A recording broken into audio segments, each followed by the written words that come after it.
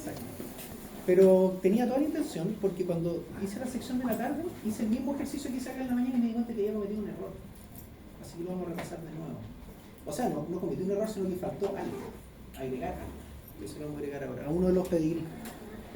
Ahora déjenme acordarme cuál de los pedigrí. Creo que era...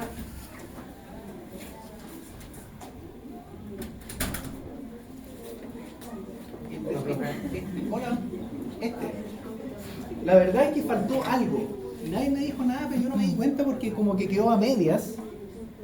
Y cuando lo hice en la tarde, me acordé que aquí habíamos sacado un porcentaje y no era el mismo que daba en la tarde. Y dije, qué raro. Y ahí me di cuenta que había cometido una pequeña no consideración.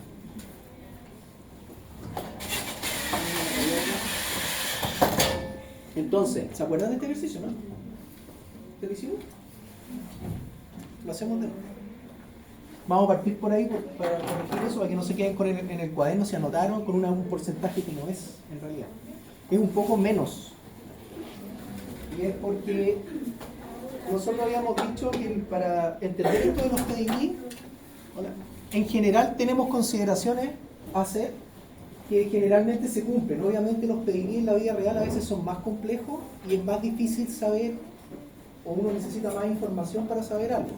Hay enfermedades que tienen, por ejemplo, herencia dominante, hay otras que tienen herencia recesiva, ¿se acuerdan? Sí. Y tenemos ciertos tips para identificarlas, pero también hay patologías que se comportan como ambas.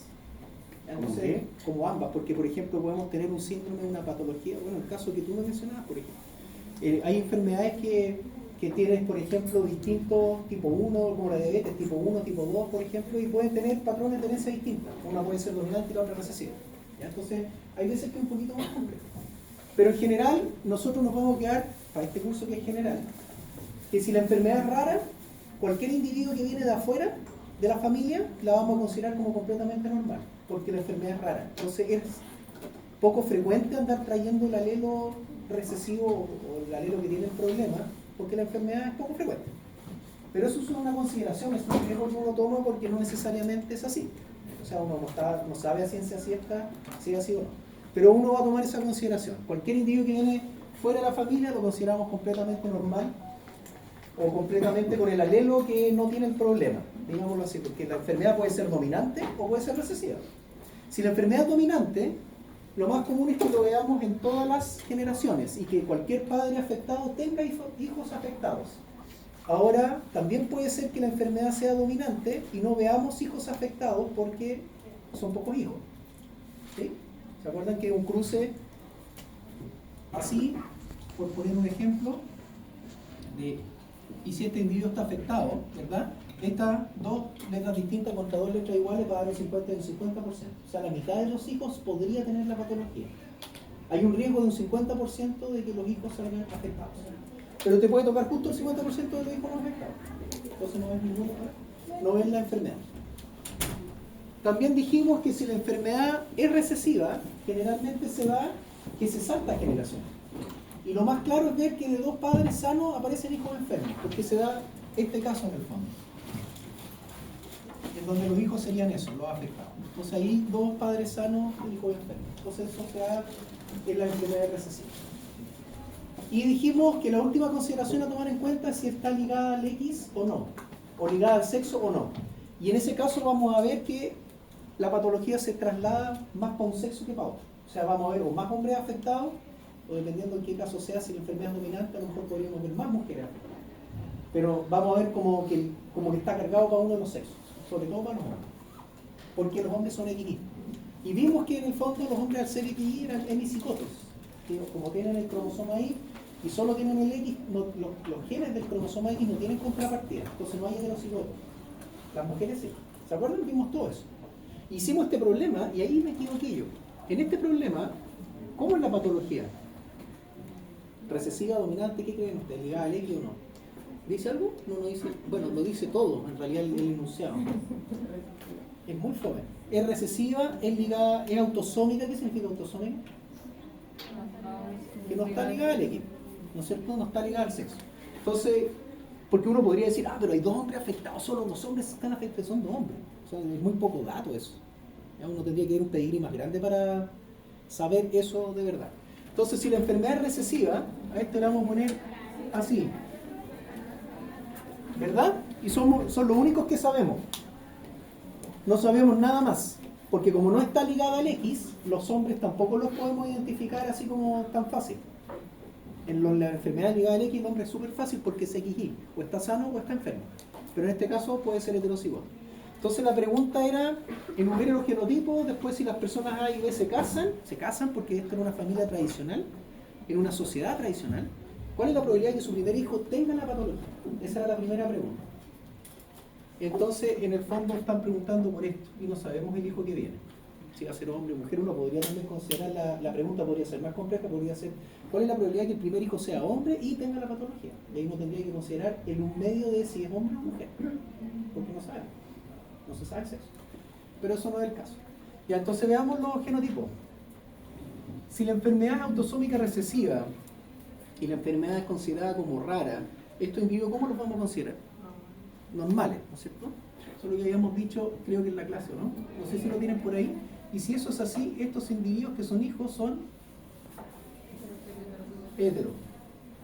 Y después tenemos que de estos dos heteros, 50 y 50,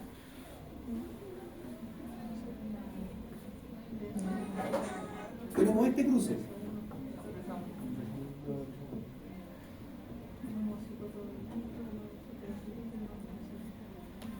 ¿Qué opciones tienen ser esos individuos? ¿Ah? Tres normales y un enfermo, ¿verdad? Tres normales y una enferma. Y esta es la hija. ¿Cómo es la hija? Así a simple vista, ¿cómo se ve? Normal, feliz, sanita, corría por los campos, saltaba en las rocas. ¿Entonces esta posibilidad existe? No, entonces esta posibilidad no existe, porque la niña ya nació, creció y no tiene la enfermedad. Entonces no puedo asumir eso. No puedo decir, está la posibilidad de que sea recesiva. No es recesiva. Por lo tanto, tenemos tres opciones solamente. Entonces tenemos la opción de que sea así y la opción de que sea así. La opción de que sea así es 2/3, 2 de 3. La opción de que sea así es 1 de 3. ¿Sí? Ya. ¿Cómo es el individuo que viene de acá? Normal. Porque dijimos que, ¿no es cierto?, uno podría hacer, si la enfermedad es rara, vamos a considerar que es normal. ¿Sí? Entonces vamos a considerarlo así. Esto es el riesgo que yo tomo, riesgo. Si yo hago este cruce, se puede cruzar S con S. Si se cruza S con S, la primera opción sería esto. ¿Cómo son los hijos? 100% así. No enfermo. Ni siquiera el alelo, nada.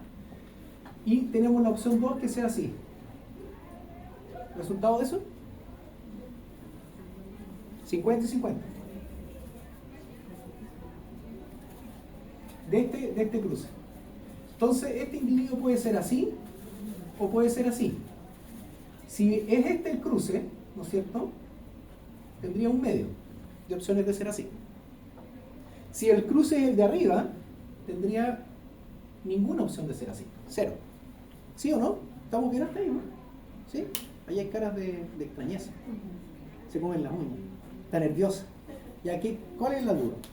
¿Se entiende, no? O sea, tenemos estas dos opciones de acá. Se puede cruzar S con S, o sea, si fuera así, y no habría ninguna opción de que el hijo fuera así. Imposible. Va a salir así. Y está la opción de que sea así. Y aquí están las probabilidades de que sean así las opciones, porque las vamos a tener que multiplicar después. ¿Ya? Entonces tenemos esa opción. Vamos por el lado de la mamá. Este individuo es sano, ¿verdad? Vamos a hacer en azul.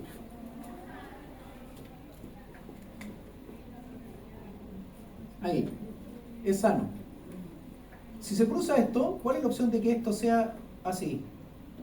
O así. 50 y 50. Y se cruza así de nuevo. Si se cruza S con S, la opción de que este sea va a ser así 100%. Si se cruza este con S, tiene una opción de que aparezcan heterocigotos en un medio. ¿Sí? ¿Estamos claros hasta ahí? Y hasta ahí estábamos bien en el ejercicio, ¿cuándo fue? El lunes pasado, hace como décadas.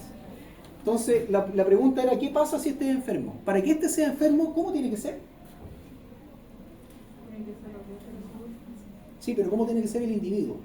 Recesivo. ¿Cuál es la posibilidad de que aparezca un individuo recesivo. Un cuarto es la única opción. Para eso, lo que dices tú, que los papás tienen que ser... Si los papás son así, ¿hay opción de que salga enfermo?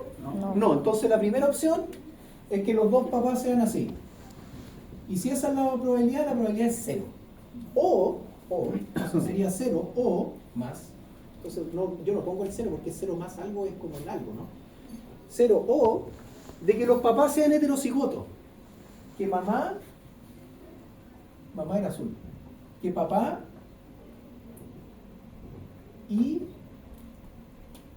mamá sean heterocigotos. Y entonces eso pasa y que yo salga así. Entonces vamos a poner las probabilidades. Y aquí fue lo que me equivoqué. Y entonces, las probabilidades de que si los dos padres son heterocigotos, ¿cuál es esa probabilidad? Como un medio. Ahí está el cruce. Un cuarto. Esa es la probabilidad de la enfermedad, que es la más fácil de sacar. ¿Cuál es la probabilidad de que la mamá, sea heterocigota? Tenemos un medio, pero para que la mamá tenga que ser heterocigota, tiene que haber venido de acá. ¿Se acuerdan? ¿Sí o no? Porque para que la mamá sea heterocigota, este papá, que el abuelo, tendría que haber sido heterocigoto también. ¿Y cuál es la probabilidad de que el abuelo haya sido heterocigoto? Un medio. O sea, tiene que pasar que el papá de la mamá sea heterocigoto y que la mamá sea heterocigota para que el hijo tenga el alelo recesivo. Entonces, un medio por un medio. Entonces vamos a tener, tiene que ser el papá heterocigoto y la mamá heterocigoto. O sea, tienen que pasar esas tres cosas. Por lo tanto, estoy multiplicando. Vamos con el papá. Aquí donde creo que no puse se me fue la prueba. El papá tiene una opción de 2/3 para que este sea de un medio, ¿no es cierto? El papá tiene que ser heterocigoto. La probabilidad de que el papá sea heterocigoto es un medio, siempre y cuando la abuela haya sido heterocigota. ¿Y cuál era la probabilidad de la abuela? 2/3. 2/3, ¿no? ¿Estamos bien o no? Esta, me perdí, aquí. Tiene que tener 1/3 de probabilidades, 2/3 de probabilidades que sea así.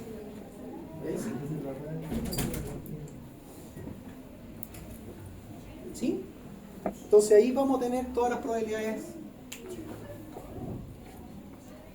juntas. Y creo que una de esas no sé si la tienen ahí en el cuaderno, creo que una de esas no la tomamos. ¿Puede ser o no?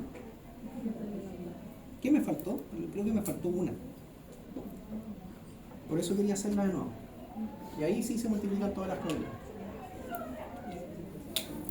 Entonces, ¿qué es lo importante acá? Que hay que fijarse que en el fondo acá teníamos que considerar ese 2/3. ¿Ya? Para poder sacar la probabilidad completa. La probabilidad de acá es un medio. Esto pasa cuando, por ejemplo, tenemos, en este caso también es sana aquí. Las dos son sanas, entonces la probabilidad de que sea este cruce va a ser un medio, por lo tanto no hay que sacar ninguna probabilidad, pero aquí no podemos considerar la probabilidad de que haya enfermedad de este cruce que está acá. En este caso no hay problema porque estamos considerando ese cruce, pero aquí teníamos que considerar ese 2/3. ¿Ya? Por eso queda como 2/3. ¿Ya? ¿Sí? Y no sé cuánto es esa probabilidad. Yo creo que lo hice por acá. No sé. Dame un segundo. Para ponerle el dato.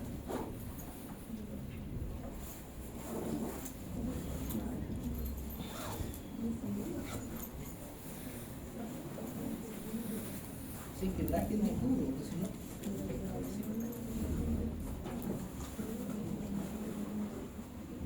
Ya, preguntas de ese ejercicio, ¿se entendió o no? Ahora en la prueba dudo que me salga un ejercicio tan largo como ese, pero sí es importante que consideren que cuando hay un cruce de dos individuos que son sanos y no hay posibilidad de enfermo, porque yo sé que el individuo no es enfermo, no puedo considerar todas las opciones, tengo que considerar solo las opciones que veo. ¿Vale? Aquí no tengo conexión de internet.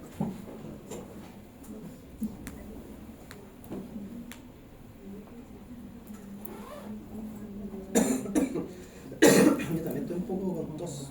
¿Quién más está con tos? Anda como una cuestión de tos. Todo el mundo tiene tos, ¿no? O sea, pero es que no sé si ya es resfrío o como el final de un resfrío que no se va. Como un resfrío No tengo medio canalla. fisiología. Apame. Entonces, déjenme ver, déjenme revisarlo, a ver si estamos bien. Yo creo que lo hice por acá, pero lo dejé anotado lamentablemente en... El jueves. Yo la tengo libre, pero se van a poner. Llegó Kelly.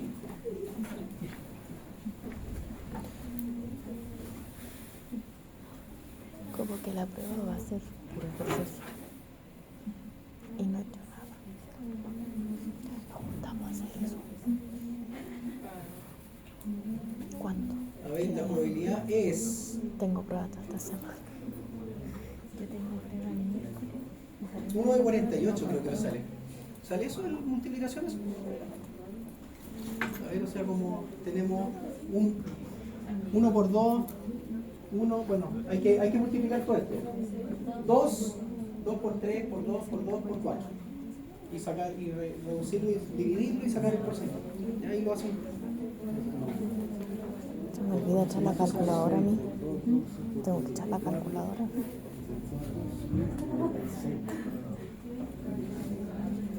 Ahí te da 96. 96. A ver, espérate, tenemos un medio. Yo por 2 te salga 2 por 3 por 4 por 4, 96, pero arriba tenemos 2. Es un 2%. Es un 2% el resultado. Y creo que en la clase el lunes pasado sacamos un 6%, si no me equivoco, ¿o no? Porque yo cuando hice el ejercicio en la tarde dije, maté a toda una generación. Eso pensé, me sentí pésimo. Dije, les voy a mandar un mensaje inmediatamente. Y después se me olvidó. Pero bueno. Dígame. ¿Cómo se sabe qué letra poner? Eso es lo que no entiendo. Por ejemplo, al que está enfermo, ¿cómo sabe que tiene que poner el recesivo y al otro? Que tiene un puntito. Buena pregunta. ¿Por qué sabemos que tenemos que ponerle recesivo al enfermo? Que tiene un puntito. Acá el problema era simple. ¿Por qué no habrían puesto, por qué el recesivo era enfermo? ¿Porque es menos común? No, no necesariamente. Hay enfermedades dominantes que son poco comunes. ¿Por qué? Porque dice, acá dice, la enfermedad es rara, punto 1, es autosómica, no está ligado al X y es recesiva. Pero si no te lo dijeran, ¿cómo lo sabríamos? ¿Por qué no se salta generaciones o se salta generaciones? Hola. Si es ¿Por qué raro, sabríamos que la enfermedad? Porque eso la pregunta va a eso. ¿Qué pasa si no te lo dicen? Porque la prueba puede que no te lo digan. ¿Es necesario que me lo digan? No. Yo lo puedo deducir. ¿Cómo lo deduzco? Porque si tú te fijas, de este cruce, es una de las deducciones. No aparecen hijos enfermos. Esa podría ser una deducción. Pero también podría ser de que la enfermedad fuera dominante y yo solamente estoy viendo hijos sanos. ¿Te fijas? Podría ser ese el caso también. Si ese fuera el caso, en esta patología, imaginémonos ese caso. Si esta enfermedad fuera dominante, yo tengo un 50% de probabilidades, estas letras no serían así. Probablemente este individuo sería heterocigoto, lo más probable.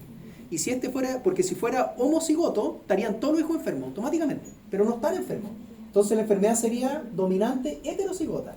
Y si fuese ese el caso, tengo un 50% de probabilidad de tener hijos enfermos y 50% de probabilidad de tener hijos sanos. Y si se dan los sanos, por una cuestión de estadística, ¿cuál es la probabilidad de que este niño tenga la enfermedad? Ninguna. Porque ya los hijos están sanos y estarían todos sanos para abajo. ¿Se fijan? Entonces, en ese caso, si no te dijeran, acá habría sido completamente distinto el resultado. Pero en general, uno puede deducirlo del pedigrí. ¿Ya? O sea, ¿qué esperarías ver para que fuera recesivo? Que se saltara generaciones o que de padres sanos aparecen hijos enfermos y tú dices, esta enfermedad es recesiva. En este caso te la dijeron. ¿Ya? Ya. Entonces anoten, corrijan lo que estaba malo en el ejercicio anterior. Este ejercicio de pedigrí es como de los más completos, la verdad, porque abarca esto de las probabilidades. Hay una pregunta que es, esto ya lo habíamos sacado. Si su primer hijo es normal, si ya sale normal, ¿cuál es la probabilidad de que su segundo hijo... No. ¿Cuál es la probabilidad de que su segundo hijo, si su primer hijo tiene la enfermedad, esto es del normal nada que ver, ¿cuál es la probabilidad de que si el segundo hijo tenga la enfermedad si el primero ya la tiene? ¿Por qué te ponen eso? Porque si el primero ya está enfermo, tú ya sabes que los papás son heterocigotos. Y al saber que los papás son heterocigotos, no tienes que asumir estas probabilidades porque ya sabes que sea así. Entonces las probabilidades cambian. ¿Ya? Eso lo habíamos hecho en la clase pasada. Bien. ¿Preguntas? ¿Preguntas? Va, me equivoqué. Clase 4, PDF. Nosotros tenemos esta clase, creo que miré el calendario en la mañana antes de venir, y me parece que tienen ejercicio 2. ¿Es así? Sí. Se abre el ejercicio 2. Sobre el día. Para que lo hagan y tengan buenas notas. Acuérdense que tienen como un tiempo para hacer eso, una semana, el creo. control. Así que es como queda mucho rato, También. ¿no? Queda mucho rato, la semana pasa volando y hay otros ramos. ¿Cuántos ramos tienen en promedio más o menos? 5. Es hartos ramos, 6, 5. Entonces no lo dejen para última hora cuando la plataforma cierra ese mail de fin de semana, así, oh, profe, se me está cerrando, no sé qué hago. No sé. ¿Ya?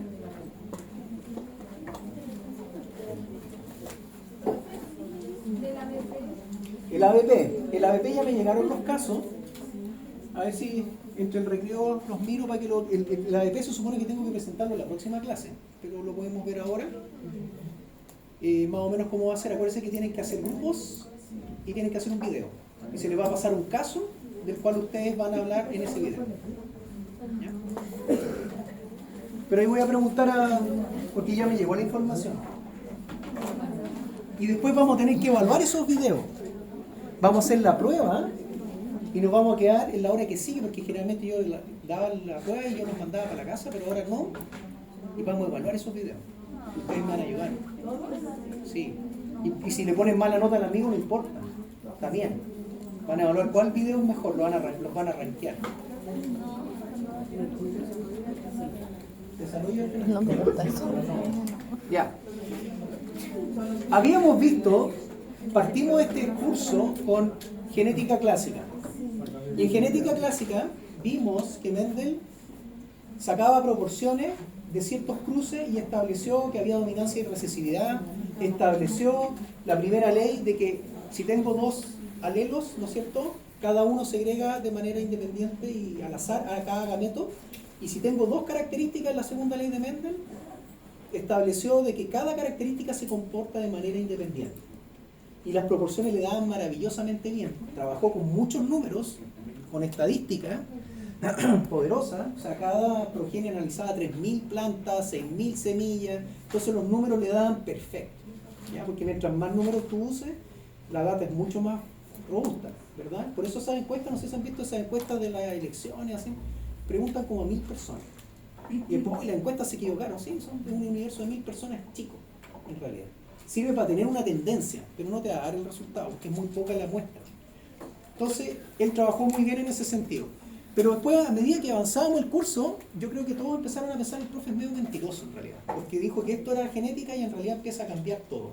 Ya las proporciones no se empiezan a cumplir, porque cuando hay dominancia completa se cumple, pero cuando la dominancia es intermedia aparece un genotipo, ¿no es cierto?, el heterocigoto no tiene el mismo fenotipo que el homocigoto dominante, entonces aparece un color aparece otro fenotipo, entonces ya la proporción no es a 3, es a 3, es a 1, perdón, estoy medio... 9 es a 3, es a 3, es a 1, no se cumple, varía, y además descubrimos que los genes interactúan entre sí, y eso complica más las cosas porque genera este fenómeno de epistasis, que hay ciertas características que enmascaran a otras. Hipostático el que está enmascarado, ¿verdad? Y eso genera complicaciones porque también varían las proporciones. Hola, 9 es a 3, es a 3, es a 1. Entonces, y después más encima nos meten la teoría cromosómica de la herencia, en donde aparece Thomas Hunt Morgan con las moscas, y él se descubre que hay ciertos genes que están, en realidad los genes, las características que observaba Mendel, están en los cromosomas. ¿Y cómo lo descubre? Porque empieza a cruzar moscas, le da las proporciones de Mendel, pero resulta que todos los machos tienen la característica y no las hembras. Entonces, qué raro que todos que son un sexo muestre, y ahí se da cuenta que en realidad la característica que él estaba evaluando estaba en el cromosoma X, y que los machos son XY y las hembras son XX. Y por lo tanto, los machos no son heterocigotos, y se da esta condición de que cuando hay una patología o hay alguna, en este caso el analizado ojos blancos, los machos están mucho más afectados que la hembra porque tienen un solo X. En cambio las hembras podían ser portadoras. O sea, y cambiaron las proporciones de la hembra, ¿no? Ahí podemos hablar los resultados con sexo incluido, o sea, es decir, tantos machos tienen la condición, tantas hembras son portadoras, entonces cambia también la manera de transmitir los resultados. Y eso es súper importante en la clínica igual. Si la condición está ligada al cromosoma X, como vimos, ¿qué enfermedades vimos? ¿Se acuerdan? ¿Ah? Albinismo, pero el albinismo no está ligado al X, ese es autosómico. Daltonismo, sí. ¿Qué más? Algo que tenía que ver con la sangre. Hemofilia, muy bien. La hemofilia, bien. Vimos que habían patologías importantes como esa, que en general están ligadas a varios tipos de hemofilia, varios tipos de ceguera, la ceguera del color, que es el daltonismo, etc. Entonces, esas condiciones uno no las dice así como un cuarto de los hijos va a estar afectado, sino que uno dice la mitad de los hijos hombres van a tener la condición, la mitad de las hijas mujeres o la mitad de los hijos hombres, otros van a estar sanos. El 100% de las hembras van a ser sanas, o el 50% de las hembras van a ser portadoras y las otras van a ser homocigotas. Entonces uno dice los resultados de esa manera. ¿Qué pasó? Se te va a calambrar el brazo. Bien, entonces hoy día vamos a ver que hay otra cosa que cambia las proporciones de Mendel y tiene que ver con eso, ligamiento génico y recombinación. La recombinación, la palabra te les suena porque han visto meiosis y han visto Clausen-Ober y tiene que ver con eso. Y aquí Barbara McClinton descubre, también se gana el Nobel porque ella evidencia este evento de recombinación en los cromosomas y demuestra que los cromosomas en realidad con dos marcadores moleculares producía este evento también. Entonces ahí tenemos otro premio. ¿Cómo explico yo este tema? De la siguiente manera. Primero que nada, nosotros tenemos seres humanos, más o menos 24.000 a 25.000 genes. ¿Cuántos cromosomas teníamos? ¿Ah? 23 pares. Eso son 46 cromosomas. La pregunta de oro es, ¿cómo me caben 25.000 genes en 23 pares? ¿Cómo caben? Porque si fuera un gen, como nosotros siempre dibujamos así los cromosomas, un cromosoma así, de mamá, y yo pongo así como súper irrespetuoso el de papá, y digo, este es el gen A. ¿Significará que tenemos un gen por cromosoma? No, porque tendríamos que tener 25.000 cromosomas. Ni siquiera el cangrejo que tenía 254 llega a ese número. Entonces, ¿cuál es la respuesta más obvia? ¿Ah? Ya, pero ¿combinando qué? Tenemos varios cromosomas, tenemos varios genes. 25.000 genes. ¿Dónde metemos esos 25.000 genes? ¿Qué dice la lógica? Sí, puede ser código genético, pero ¿cómo caben los...? Porque yo les dije, ¿tenemos un gen por cromosoma? No. Entonces, la respuesta es súper simple. Hay varios genes en un cromosoma. Así, combinándolo. Tendríamos varios genes en un cromosoma. Entonces yo me lo imagino como el metro. Ustedes cuando van en el metro, ¿cuánta gente va adentro? Mucha. Bueno, depende de la hora y tal. Pero en general va mucha gente. Imagínense que cada persona es un gen. Y el tren, el metro, es el cromosoma. Imaginemos que van de la estación, qué sé yo, Salvador, Manuel Montt. ¿Se pueden bajar entre medio mientras el tren va andando? No. Entonces, ¿eso qué consecuencia tiene? Que el destino del tren, todos los genes que están adentro, que son todas las personas, tienen el mismo destino. Van para el mismo lado. Yo no me puedo decir como, salté por la ventana y como que salí, no se puede. Entonces, si ese cromosoma va a un gameto, todos los genes que están en ese cromosoma van al mismo gameto. No se pueden bajar entre medio. Van a terminar en un esperma o en un óvulo. Todos esos genes. A eso se le denomina ligamiento génico. Que todas esas características que estamos evaluando, si están en el mismo cromosoma, están ligados. tienen el mismo destino. ¿Ya? Lo vamos a ver de esa manera, la manera para mí más simple de verlo. Vamos a avanzar un poco. Entonces, me equivoqué un poco. Material privado. Definir conceptos generales de genética, explican los mecanismos de transmisión hereditaria. Aquí cambiaron la versión, ¿se fijan? Lo corrieron para abajo así para que fuera como distinto. Integrar los conocimientos y habilidades aprendidas en el curso para alcanzar un desarrollo. No, eso es mentira, eso es porque yo lo traspasé a PPT y se configuró. Demostrar una actitud de responsabilidad y dedicación con las actividades que se compromete, eso es lo que más me gusta, porque cuando uno se cree el cuento le va bien, de verdad. Demostrar una actitud responsable hacia las exigencias propias de la asignatura. Entonces, créanse el cuento, eso me gusta a mí. Entonces vamos a ver ligamiento y recombinación, genes acoplados y en repulsión, mapas genéticos y cruzamientos de 2 y 3 puntos. Y aquí está la bibliografía. Créanme que cuando yo vi este tema en la universidad, cuando estaba haciendo mi magíster, dije, nunca voy a hacer esta cuestión. No es porque sea difícil, pero así como que me lo enseñaron con, además veíamos ejemplos de levadura, porque los profes eran como todos, trabajaban en levadura. Y para mí así como una pesadilla. Y dije, nunca haré esto. Y ahí está el comprométanse con lo que ustedes aprenden, porque después tuve 4 años trabajando en ese tema, de mapeo genético. Y no, llegué por otro lado, nada que ver. Yo lo que andaba buscando eran genes que estaban implicados en el desarrollo del timo.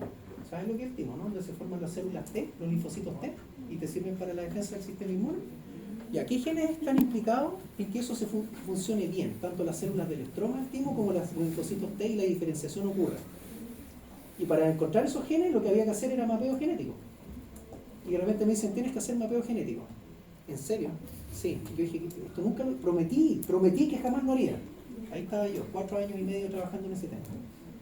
Entonces nunca, digan nunca jamás, porque de repente uno dice este tema en la universidad lo odio y después termináis siendo experto en el tema. O sea, termináis trabajando en eso y te pagan por eso, más encima. Entonces, no miren, no le den asco a nada. A medida que continuaron los estudios sobre la herencia, se fue descubriendo que existían pares de genes que no se le daban en las proporciones que se había descubierto. Media novedad. Ya venimos hace rato descubriendo que esta cuestión no era todo siempre en las proporciones de Mendel, que habían variaciones. Mendel, entonces, por lo que no se cumplían los principios de la ley de independencia, o sea, las 2 leyes más importantes, sobre todo que una característica se comporte independiente de la otra, que nos permite sacar probabilidades, que me permite a mí saber esto, de este cruce, ¿cuántos individuos así me aparecen? Ahora voy a hacer una prueba.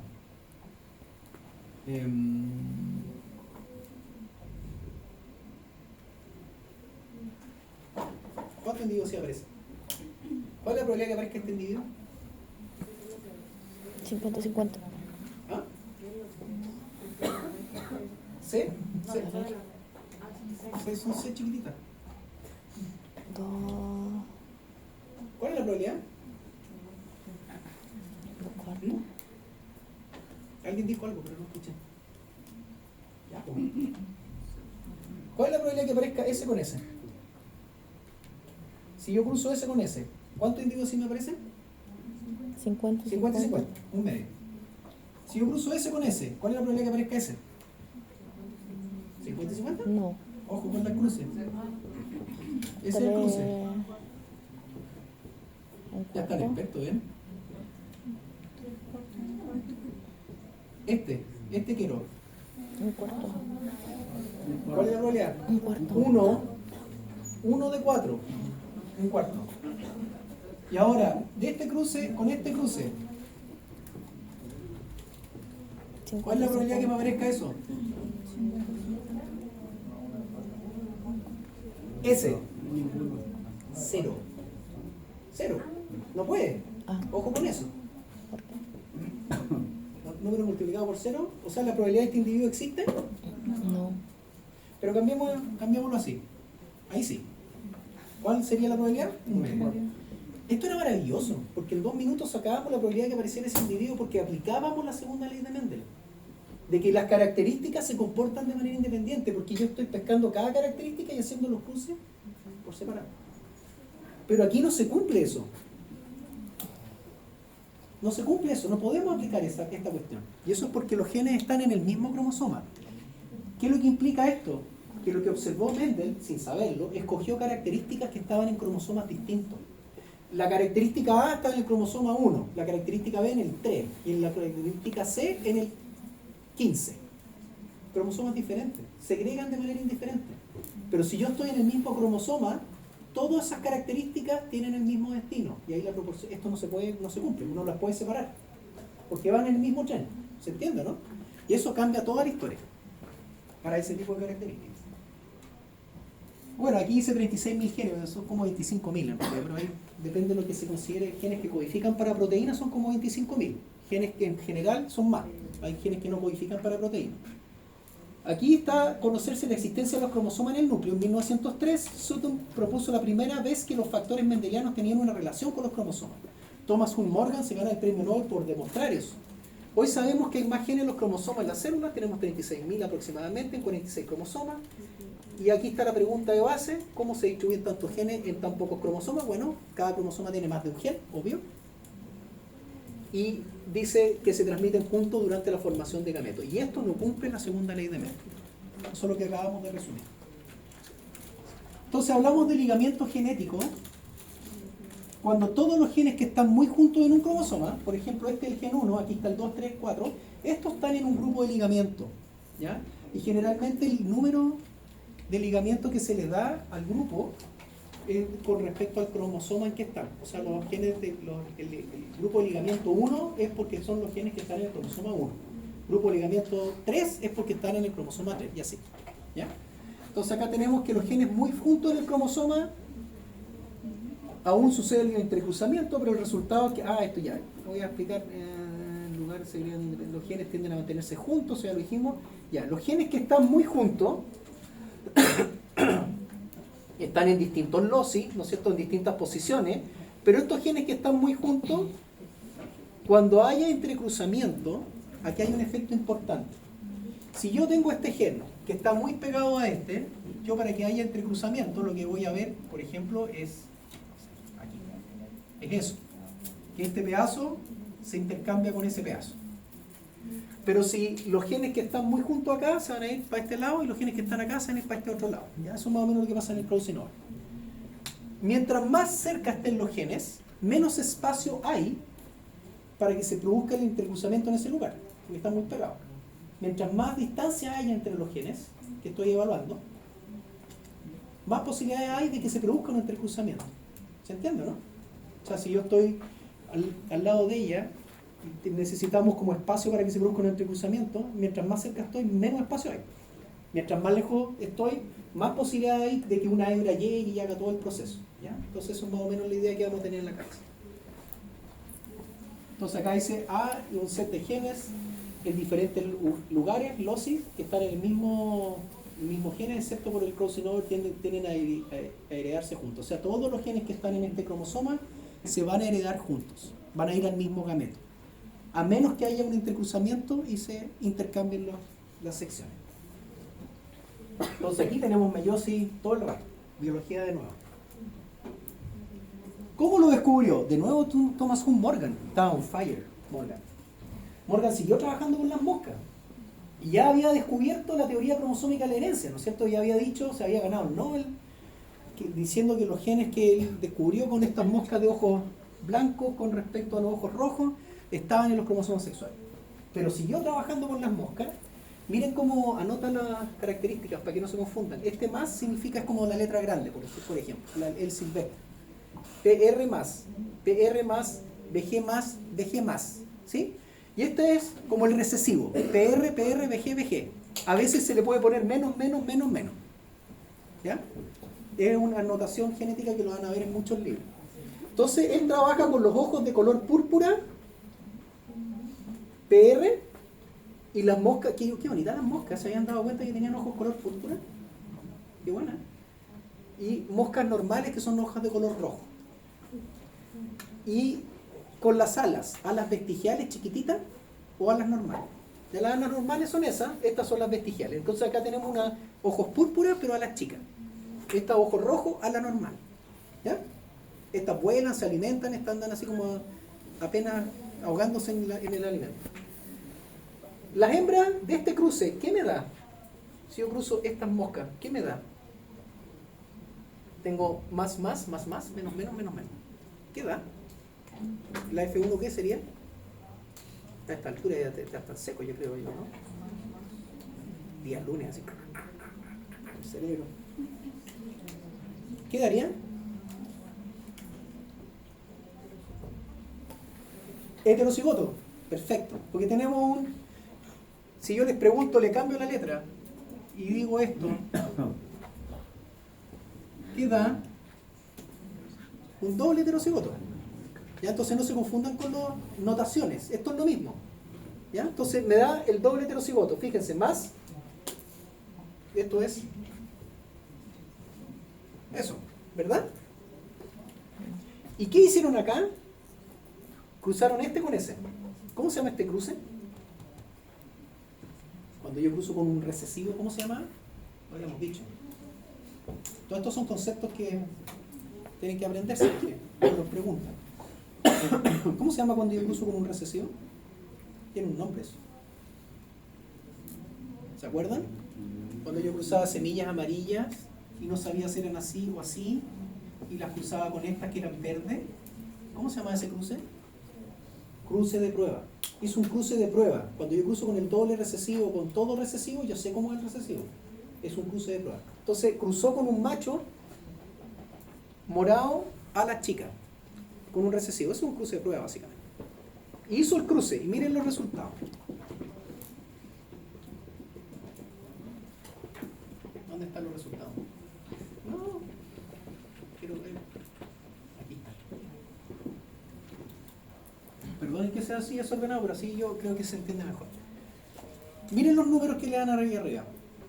Yo lo que esperaría ver si Mendel se cumple con dos características, si yo cruzo, ¿qué es lo que uno espera ver siempre cuando observa una proporción mendeliana? ¿No es cierto? Uno espera ver o eso, si el cruce es así,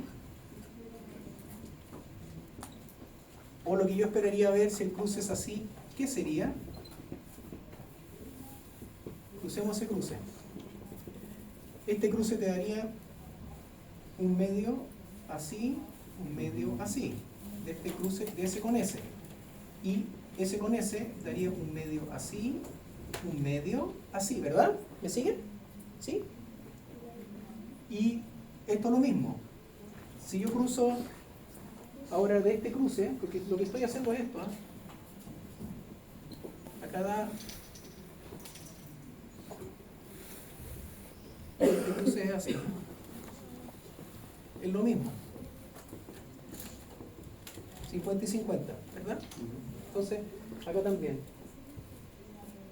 Un medio, todo esto lo vimos en las clases pasadas. Entonces, ¿qué es lo que yo esperaría ver? Un cuarto, así. Un cuarto, así. Un cuarto, así. Un cuarto, así. Eso es lo que Mendel predice. O sea, cada clase, un cuarto, un cuarto, un cuarto, un cuarto. ¿Sí? ¿Y qué es lo que observan acá? Cada clase son 25%. 25% ojos rojos, alas largas. 25% ojos morados a las chicas. 25% ojos rojos a las chicas y 25% ojos morados a las largas. Y miren los números. ¿Será un 25, 25, 25, 25? No. Entonces esto es lo primero que nos vamos a fijar para hacer este tipo de problemas. Cuando los números te aparecen así, ¿cuál es la característica que ustedes ven en esos números? ¿Ah? ¿Que todos son diferentes? ¿Este es distinto de ese?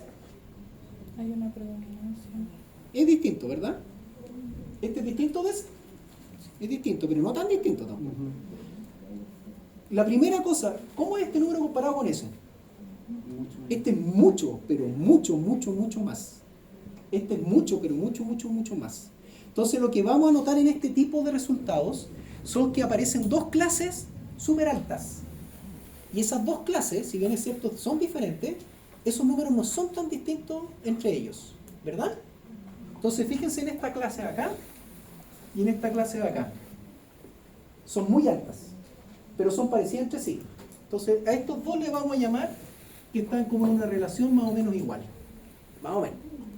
Y aparecen dos clases muy bajas. Pero entre ellas se parecen, ¿o no?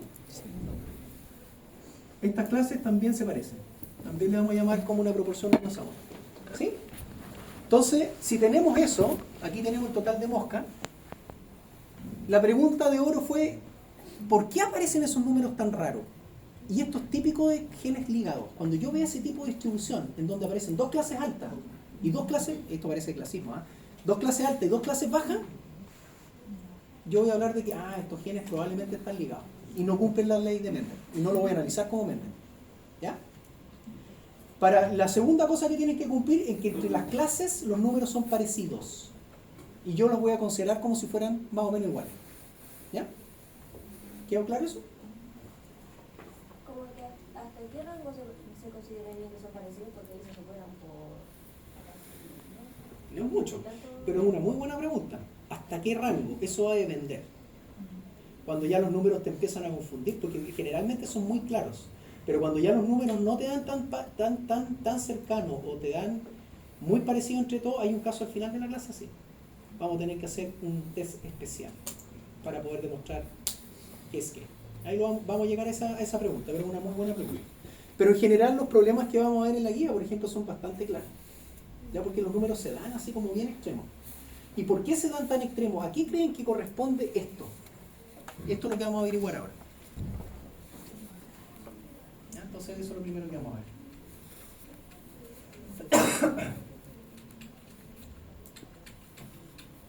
Ya, entonces aquí está el cruce. Entonces si ustedes se fijan, él cruzó las mosquitas, aquí está muy bonito, por eso no voy a rayar yo porque esto está mucho más lindo.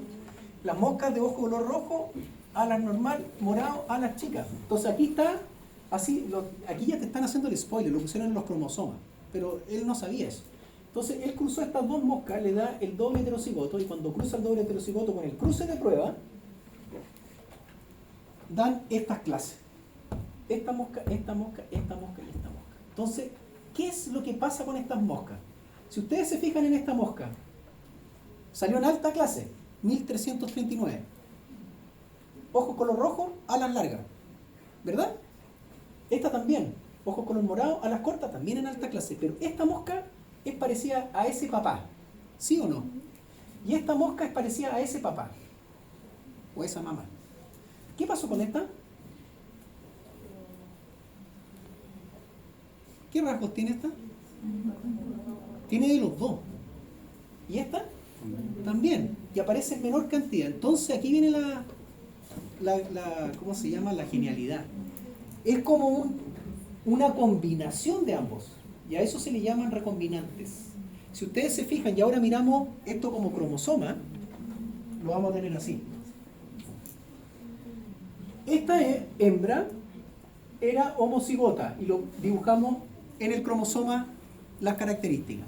Esta también era homocigoto pero recesivo, el papá. Este es el gameto, este es el gameto. Entonces aquí tiene los dos cromosomas, las dos características dibujadas en el mismo cromosoma. ¿Se fijan? Cuando esta mosca se cruza con otro recesivo, va a tener ese gameto, o sea, un gameto va a tener este cromosoma por la meiosis, el otro gameto va a tener ese cromosoma, ¿se acuerdan o no? De la meiosis. ¿Lo dibujamos ahí o no?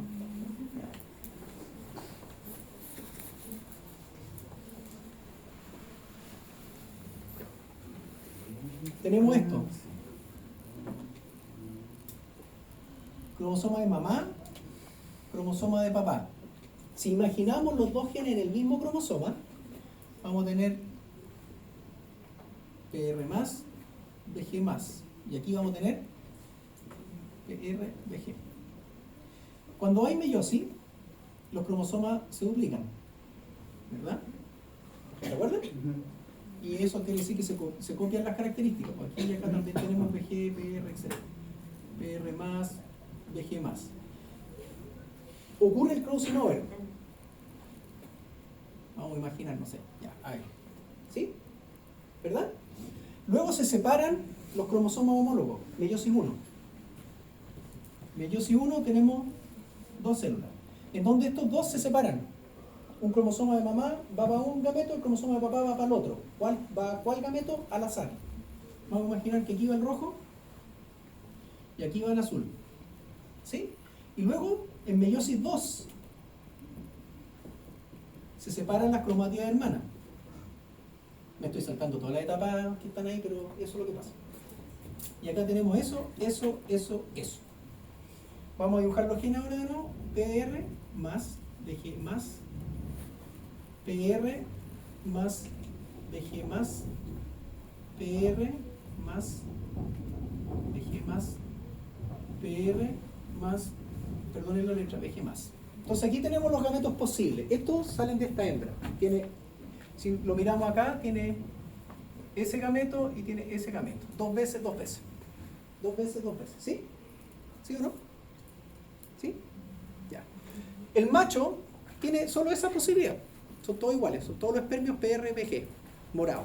PRVG morado. Fecunda esta hembra. Acá está esa fecundación. Este macho va a producir solo espermios así.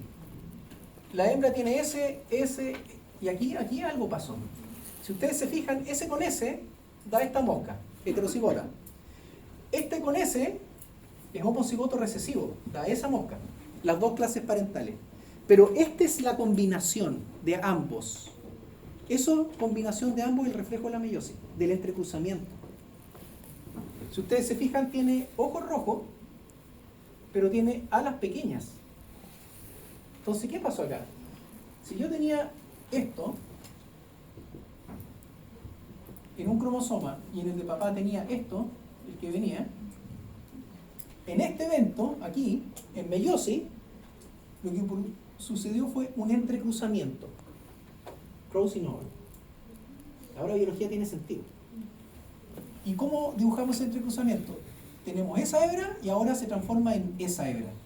Entonces el cromosoma me queda así, PR más PG. Y eso es ojos rojos a las chicas. Ojos rojos a las chicas. ¿Sí? ¿Y el otro cuál es el otro? Es este. PR PG más. El otro sería PR PG más. ¿Qué es esa? PR PG más. Fíjense que acá abajo siempre se mantiene la otra contraparte que viene de este espermio. Este espermio no tiene ninguna chance. Este queda así, el aporte del papá. Pero el aporte de la mamá es el que va variando.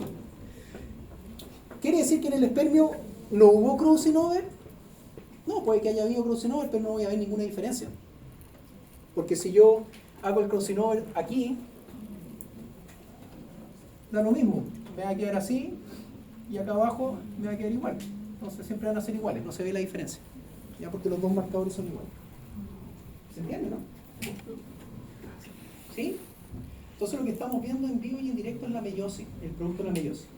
Simplificación del tema, para no complicarnos tanto, ya saben de dónde viene. Estos que están acá en menor proporción siempre son los recombinantes. ¿Ya? ¿Sí? Y le vamos a llamar recombinantes porque son el reflejo de la recombinación o crossing over. Y los otros que son en mayor clase se van a llamar parentales. ¿Por qué? Porque son iguales a los papás. Entonces, súper simple. Tenemos individuos que son iguales a los papás en gran número, parentales, e individuos que aparecen en un muy bajo número que son el reflejo de la meiosis. Y ahora, volviendo a tu pregunta, ¿cómo sabemos, cómo se identifican los números, no es cierto? Todavía no lo voy a contestar completo, pero sí podemos ya agregar un dato. Los números que siempre aparecen en baja proporción son los recombinantes. ¿Por qué? Porque las meiosis no son tan frecuentes. Porque para que ocurra meiosis, aquí, estos dos marcadores, que en este caso es color de ojo y alas, tienen que estar a una cierta distancia. Porque esto es una hebra que invade a otra, o sea, hay una cosa física que necesita espacio. Porque el crossing over, ustedes más o menos se acuerdan cómo ocurre, ¿o no? ¿O no? ¿Se acuerdan de la reparación del ADN? Cuando se abre la doble, o sea, cuando se duplica el ADN, se abre la doble hebra, llega una polimerasa, empieza a copiar. Bueno, esto es una hebra, identifica homología, hay proteínas que dirigen eso, y una hebra invade a la otra, hace que se abra la doble hebra, se mete entre medio, se corta y se pegan los pedazos. Es un poco complicada la estructura. Entonces necesita espacio. Si estos genes están muy cerca, la probabilidad de recombinación es más baja todavía. Mientras más cerca estén, menos probabilidad de producir novel. Mientras más lejos estén, más posibilidades de que tú veas ese recombinar. ¿Cómo estamos con el tiempo? ¿Estamos bien? Ya. Pausa de 10 minutos entonces.